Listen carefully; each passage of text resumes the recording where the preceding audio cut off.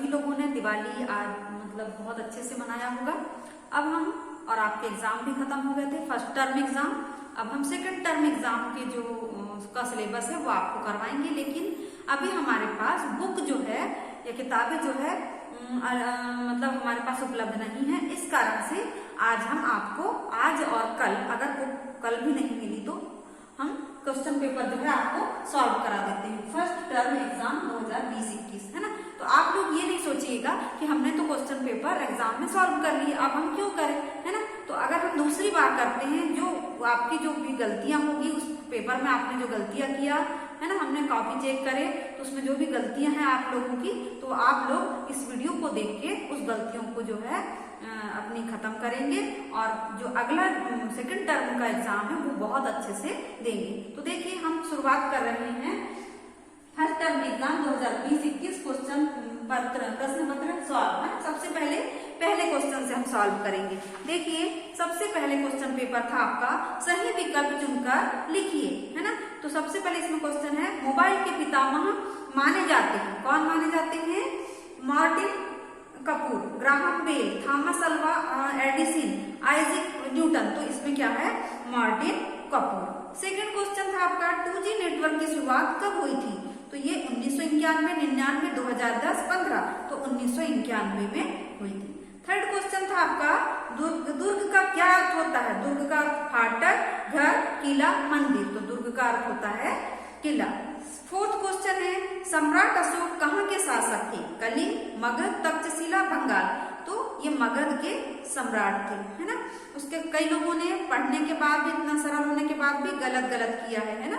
तो एक बार फिर से आप लोग सुधार लेंगे। जिसने सही आंसर लिखा है उसके लिए कोई टेंशन नहीं, लेकिन जिसने सही आंसर नहीं लिखे हैं वो क्वेश्चन पेपर फिर से सॉल्व करेंगे, है ना।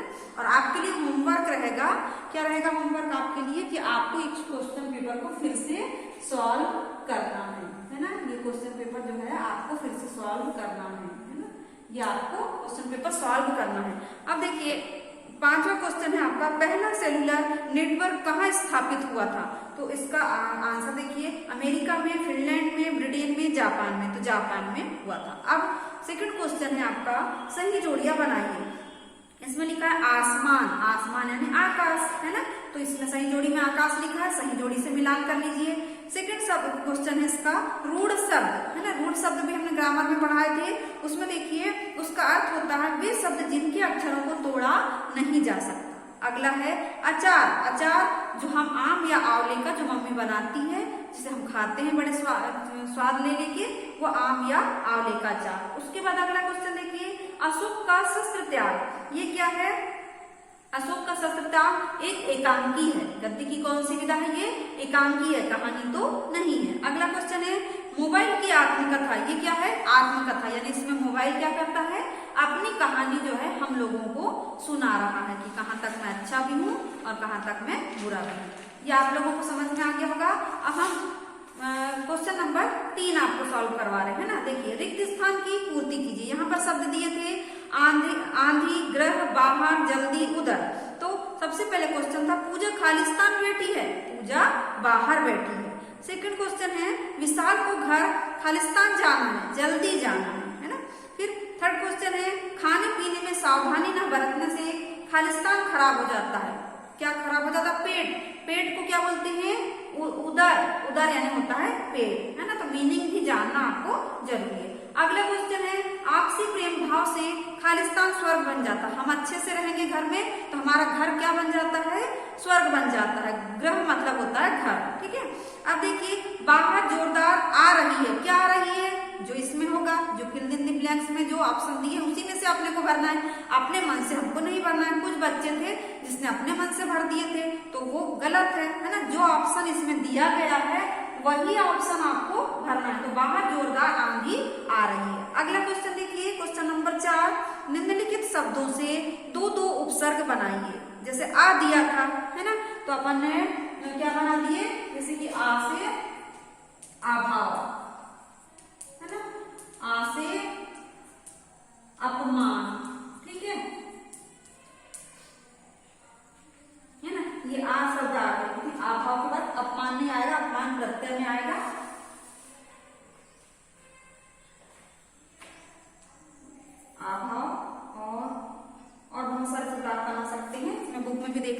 देख सकते हैं अपन लोग, है ना।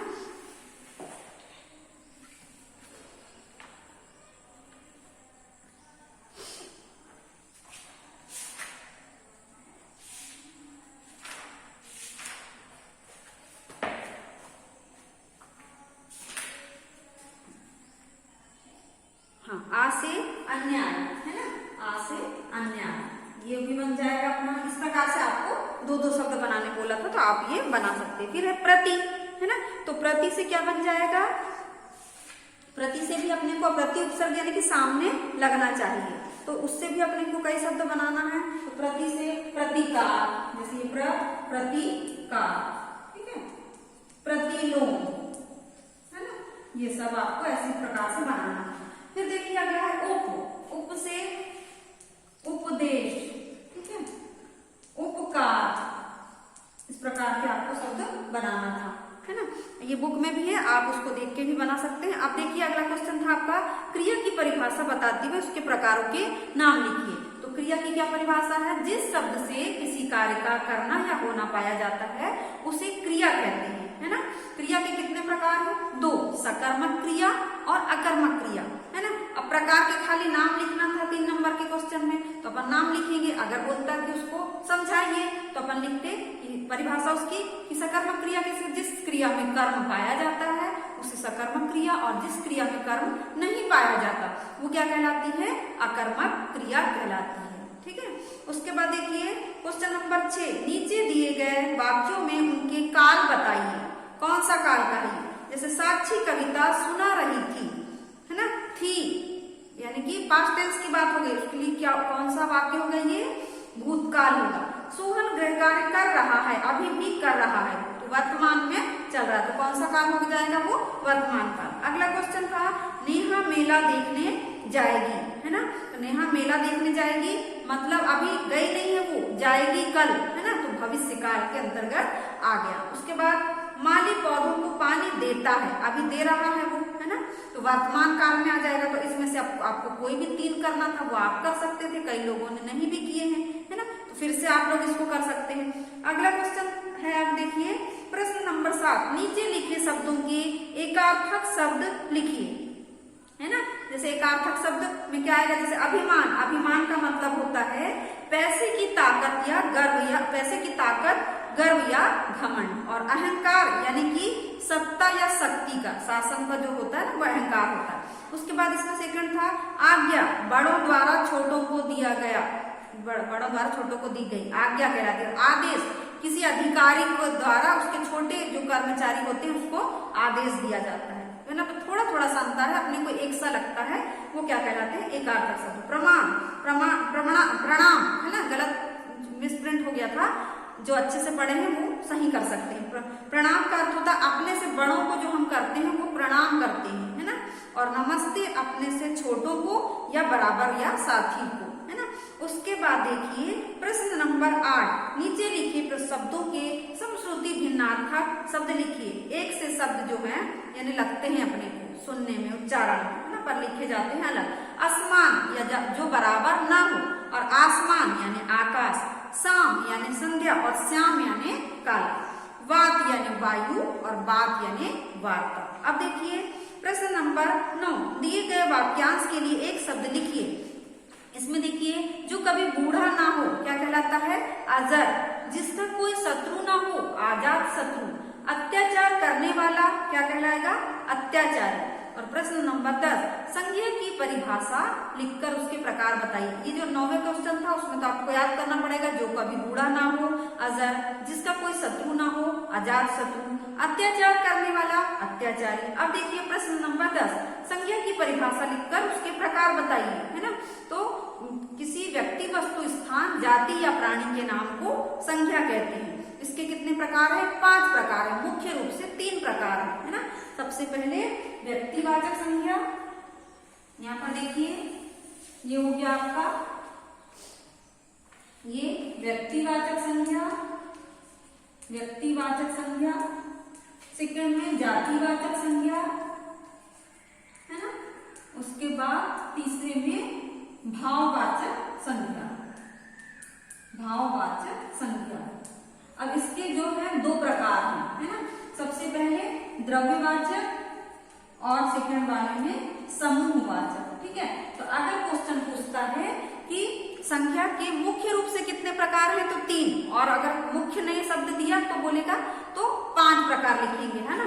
कौन कौन से 5? व्यक्तिवाचक, जातिवाचक, भाववाचक, द्रव्यवाचक, समूहवाचक। और मुख्य बोल दिया तो ये 3, और उसमें जातिवाचक के 2 प्रकार। तो खाली आपको नाम लिखने बोला था तो आप नाम लिखेंगे। अब अपन अगला क्वेश्चन देख लेते हैं। ये आपको 17 क्वेश्चन है आपके, है ना। तो एक और क्वेश्चन हम देख लेते हैं। दिए गए शब्दों के विलोम शब्द लिखिए। तो सबसे पहला था अपमान, अपमान का सम्मान, उपकार, उपकार का अपकार, कोमल, कोमल का कठोर, शिक्षित, शिक्षित का अशिक्षित। फिर दिया था क्वेश्चन नंबर 12, दिए गए शब्दों से विशेषण बनाइए। तो विशेषण में देखें लोभ, ये वाला क्वेश्चन बहुत कम लोगों ने किए थे। आपको ये विशेषण शब्द दिया है, किसी भी चैप्टर के पीछे आप लोग देखेंगे ध्यान से, और अगली बार ऐसे क्वेश्चन को गलत नहीं करेंगे। तो सबसे पहले क्वेश्चन है लोभ, लोभ का लोभी विशेषण बन जाएगा। परिवार, परिवार का क्या बन जाएगा? पारिवारिक। रक्षक का रक्षक, बाहर का बाहरी, है ना। इस प्रकार से आपको बनाना था। फिर प्रश्न नंबर 13, अपनी पाठ्यपुस्तक की कविता की कोई भी 4 लाइन लिखिए। तो कोई भी 4 लाइन अपन लिख सकते थे। तो अपन ने जब सबसे पहले पहला ही चैप्टर चालू किया तो उसमें पहले चैप्टर में ही 4 लाइन अपन लिख सकते हैं। कौन सी 4 लाइन? वो आप अपने हिसाब से याद कर लेंगे। जैसे लहरों से डरकर नौका पार नहीं होती, कोशिश करने वालों की हार नहीं होती, है ना। ये हो गई 2 लाइन। फिर नन्ही चींटी जब दाना लेकर चलती है, चढ़ती दीवारों पर 100 बार फिसलती। ये आपकी 4 लाइन हो गई, है ना। बहुत सरल क्वेश्चन पेपर था, आप लोगों ने फिर भी कुछ कई चीजें गलत किया। तो जैसे विशेषण बनाइए, इस प्रकार के क्वेश्चन फिर रिपीट किए जाएंगे। तो आपको इस प्रकार के क्वेश्चन जो आपसे गलत हुए हैं वो आपको फिर से बनाना। तो आज आपको क्या करना है, ये क्वेश्चन को फिर को पेपर को अभी सेकंड टर्म जो हम पढ़ाएंगे उसके पहले आपको ये क्वेश्चन पेपर फिर से सॉल्व करके मतलब व्हाट्सएप पे सेंड करना है। ठीक है, अब देखिए क्वेश्चन नंबर 14। तो ये है निम्नलिखित प्रश्नों के उत्तर 1 या 2 वाक्यों में लिखिए। तो ये हम आपको कल सॉल्व करा देंगे। पार्ट 1 था, पार्ट 1 में क्वेश्चन नंबर कहाँ तक के करवा दिए अपन ने? 13 तक के। अब 14, 15, 16, 17 ये 4 क्वेश्चन जो है हम आपको कल सॉल्व करवा देंगे। तो आज की कक्षा हम यही समाप्त कर रहे हैं। होमवर्क में आपको क्वेश्चन पेपर कम से कम जितना हमने करवाया 13 तक के सॉल्व करना है और सेंड करना है हमको व्हाट्सएप पे। धन्यवाद बच्चों।